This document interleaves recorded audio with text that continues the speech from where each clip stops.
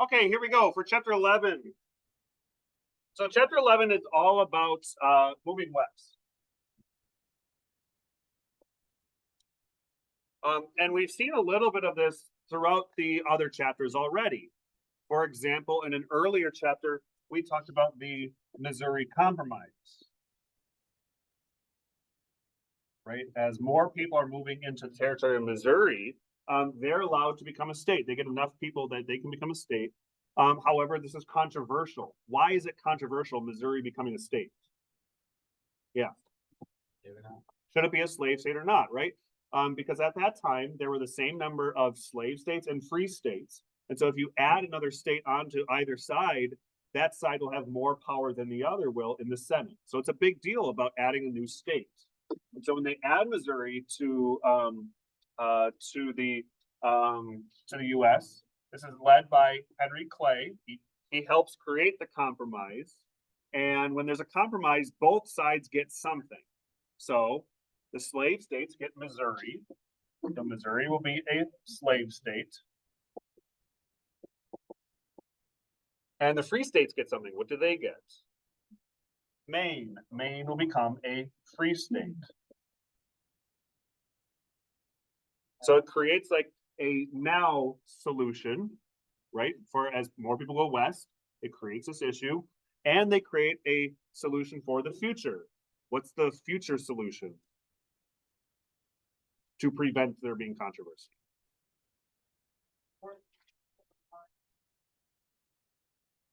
So anything north of Missouri in the future will become a free state. And anything south of Missouri, M-O, Missouri, will become a slave state.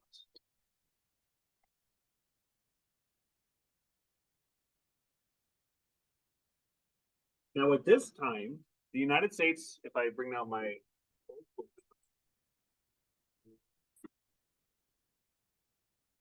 at this time, they only have the Louisiana Purchase, which is from Louisiana down up to North Dakota, right?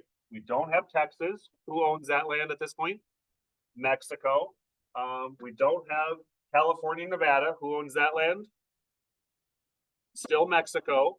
And Oregon and Washington is disputed territory, right? Okay. Now, we're going to get into Texas, but before we get to Texas, we got to figure out why people move to the West. And that really starts because of the social hierarchy amongst white Southerners. I kind of described it through using the triangle. The triangle kind of describes or illustrates the social hierarchy amongst white Southerners. At the very top of the triangle of white Southerners are the planter elites. They make up about 5% of white Southerners.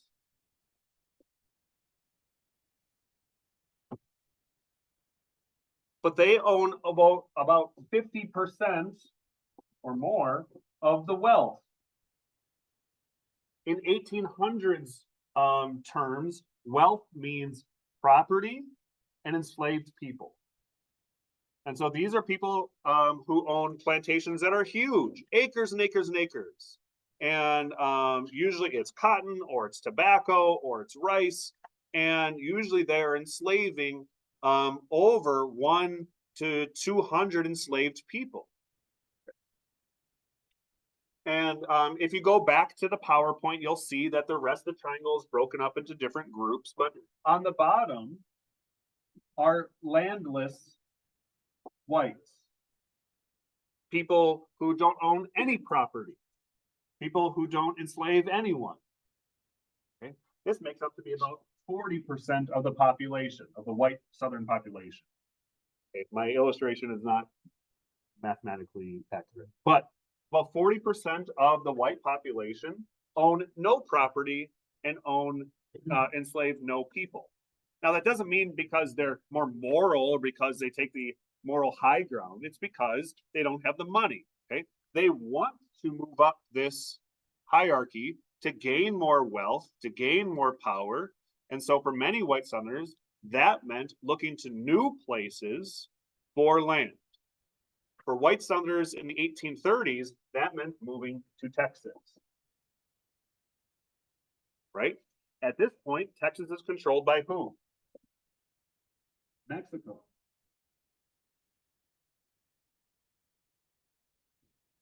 We see a lot of white Southerners, ones who either had no land or very little land, moving into Texas to try to gain more land, to try to enslave more people, because by doing that, that raises the amount of power they have in white Southern society.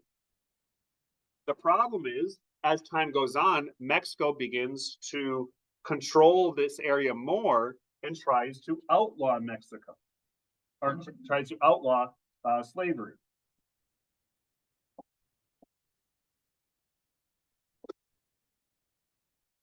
This makes white Southerners in Texas upset. They decide to revolt and to try to take over Texas independently. It leads to a famous battle, the Battle of the Alamo. Is this an American victory or a Mexican victory? The Mexican victory. All the people in the Alamo are killed. But while it's a short-term victory, it's a long-term success for the Americans because Americans feel sympathy over the white Southerners. They feel bad for them. More Americans will move to Mexico.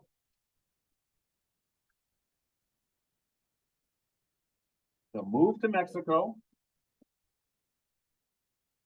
and join the revolution. And are the Americans successful in the revolution? Yes, they are. Texas becomes independent. Okay? But Texas tries to join the United States at first.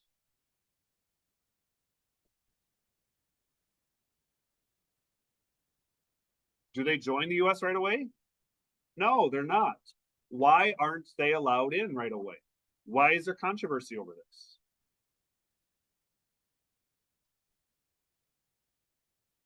If Texas joins, what happens? It's the same thing with Missouri. It'd be another slave state, and they don't want the controversy of adding another slave state. So for a while, Texas is not going to be allowed in. Okay.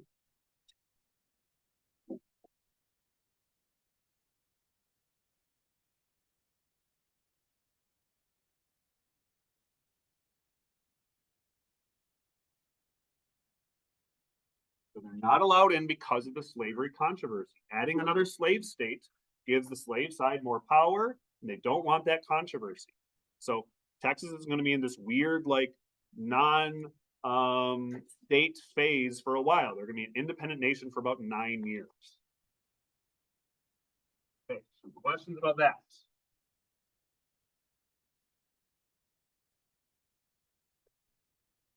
Okay, fast forward a little bit to the 1840s and Oregon. Is Oregon part of the United States at this point? No, it's disputed territory between who, U.S. and who? Disputed territory between the United States and England. Okay. But does that stop Americans? No. Americans travel to Oregon using what trail? The Oregon Trail.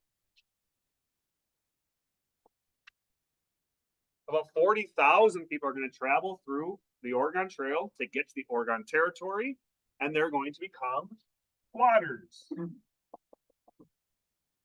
Okay, which means they don't have that land, it's not theirs, but they're going to live there anyway.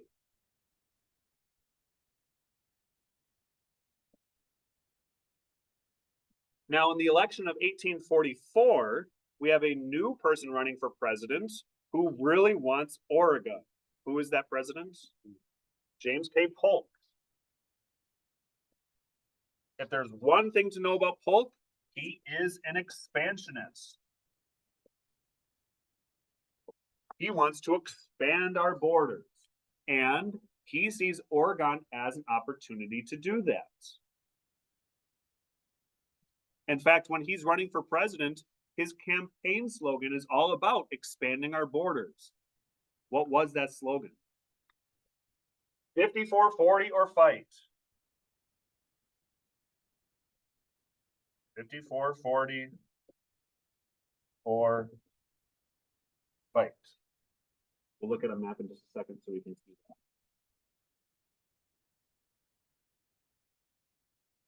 For 40 or fight. So,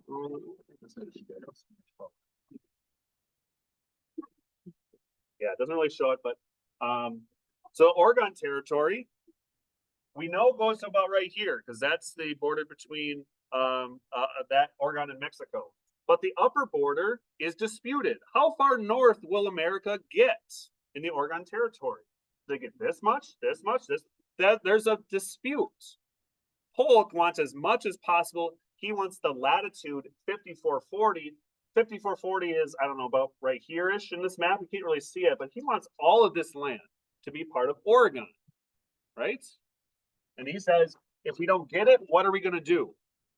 We're going to fight. So he's really looking to use violence to get all of that land. But we don't get that land. All of that land.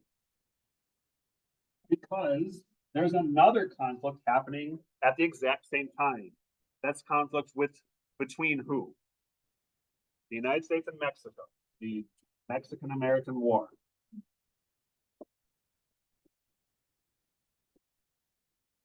So remember, some American soldiers are sent down to the border between the U.S. and Mexico, and some U.S. soldiers died.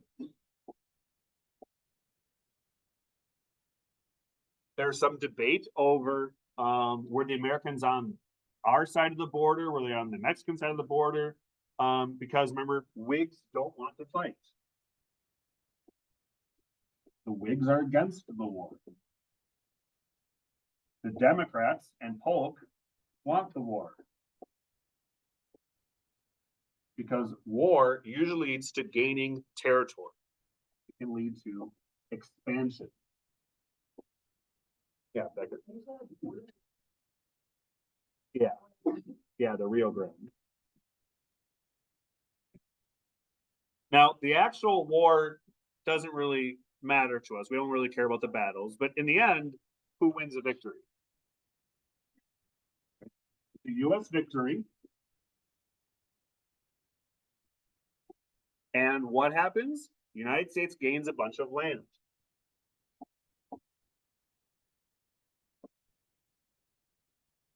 Okay. From places like Texas, as far west as California. Remember, California, even during this war, had their own revolts. Remember what that was called? The Bear Flag Revolt. If you've ever seen a picture of the California flag now, it's got a big old bear on it. That's supposed to represent this Bear Flag Revolt. People in America or in California who are revolting against the Mexican government. And so the big question that's going to come out of this war is, with all this new land, are this new territory going to become slave or free states? That's kind of where we left off. Because we know over time, or at least Americans at the time are arguing that it is their destiny to move west. What is this movement called? Manifest Destiny.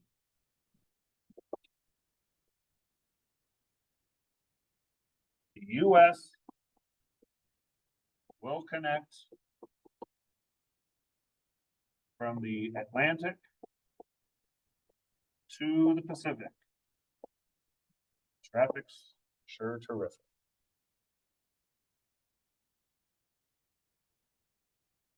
That's the manifest destiny. That America will stretch from the Atlantic Ocean to the Pacific Ocean. Remember in the PowerPoint, we saw the picture of the lady. She was floating across the Great Plains. She was bringing with her technology and civilization and the sunrise. And on the west side was the scary mountains and the bison running away and the Native Americans running away. Because if they didn't fit into the American culture, they had to either move or adapt. And we'll find out more about that in Unit 5. 4.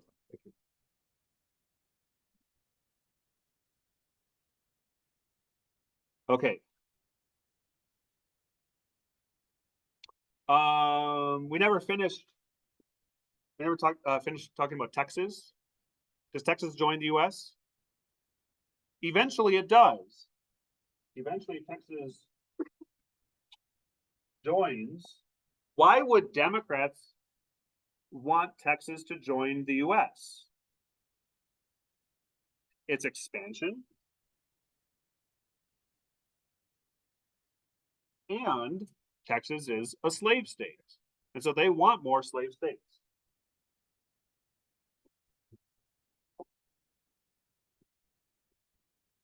So they get Texas joining in through a simple joint resolution.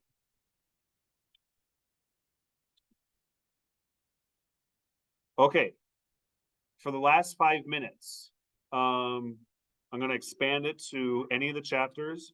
Looking over your notes, looking over your study guide, what are things from any chapter that we can quickly summarize or talk about before we're done? Yep.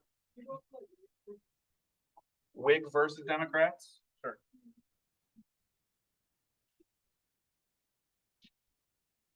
I'm going to specifically say Northern Whig versus Democrats. Okay. First, let's talk about who are some of the Whigs. Who are some examples of Northern Whigs? Who? John Quincy Adams. He'll become a Whig. Yep. Who else? Henry Clay. He's our big Whig. Unintended. Who else? We had a war hero in there who was a Whig. Harrison, William Henry Harrison. But remember what happened to him? He died like a month into office, right?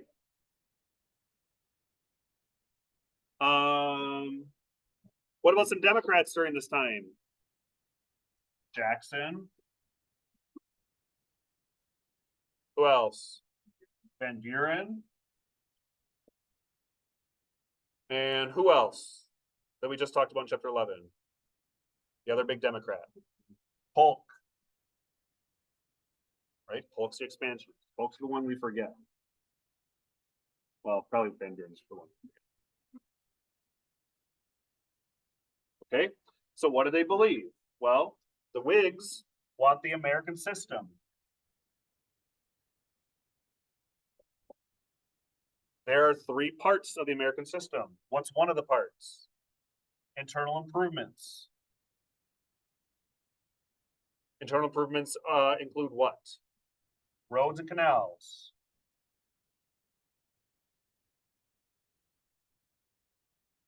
American system also wants what? Tariffs. So taxes on imported goods. Okay, this is a protective tariffs. It's supposed to protect American businesses. What's the last one? The Bank of the United States. Okay. And then when you think of what the Democrats want, they just want none of that. They're against all that, right? So it's kind of easy to say, like, well, they want this and they don't want that. They want this and they don't want that. Yep. Well, for like roads and canals, it's not that they don't want roads and canals. They don't want the national government paying for roads and canals, right? They're okay if a state wants to do it, but they don't want the money going to that. Right? They don't want tariffs because what do tariffs do? Tariffs raise prices of goods. And that means for Southerners who don't have the factories, that means they're paying more for stuff. They don't like the Bank of the United States because they think the Bank of the United States only cares about the rich and businesses, not about normal people. That's why they're against all this stuff.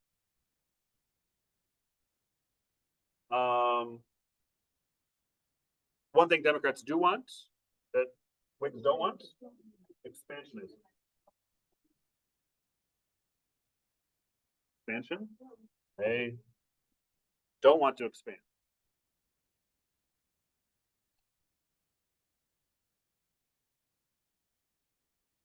In the 1840s election, they're both going to do the log cabin campaign. Log cabin campaign is trying to do what? You're trying to portray your presidential candidate as the what? The common man. Oh, they were born in a log cabin. They drink hard cider. They're just like you. Right? Even if it's a lie, it doesn't matter. You're trying to portray your candidate in that certain way. What else? From your study guide or big things we can quickly talk about.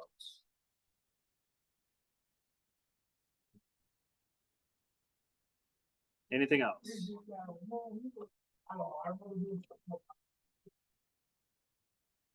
Okay, are we good? Oh, yeah. How has Jackson got rid of the bank? Okay, two things.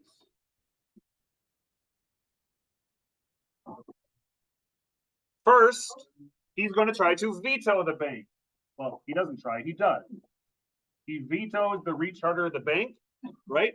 So that's a temporary opposition to the bank. But the long-term opposition to the bank, what does he do with the bank's money?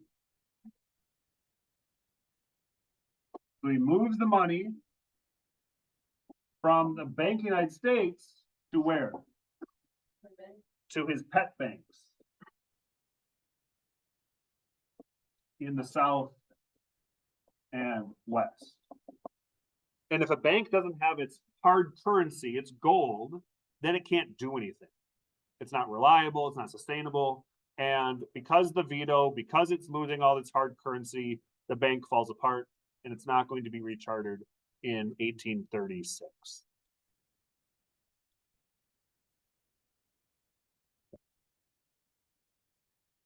Well, what happens after the bank dies? What's the economic? There's a panic, right? 37. They don't have the bank to keep things as stable as possible.